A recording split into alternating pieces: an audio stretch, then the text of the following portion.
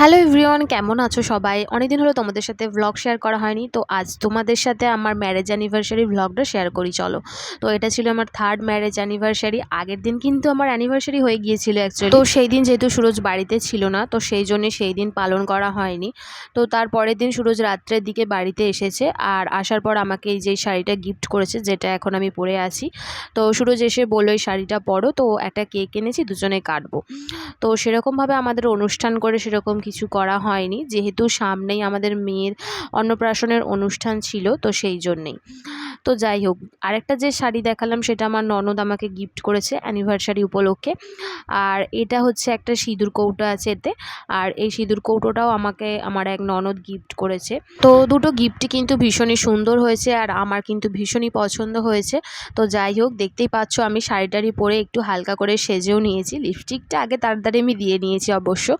তো যাই হোক, এইটা হচ্ছে আমাদের অ্যানিভার্সারির কেকটাও কিন্তু আমার খুব পছন্দ হয়েছে। এই যে আমাদের দুজনের নাম লেখা আছে কেকের ওপর।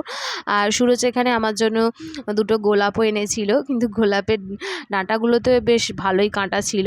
তো যাই হোক, এখানে আমরা একটু মালা বদলও সেরে নিয়েছিলাম। আর তারপরে এই যে কেক কাটিং করছি এখন দুজনে। বিয়ের এই 3 বছর হতে গেল, কিন্তু এই 3 বছরের মাথায় এসেও এখনও পর্যন্ত সেরকম অনুষ্ঠান করে অ্যানিভার্সারি সেলিব্রেট করতে আমরা পারিনি।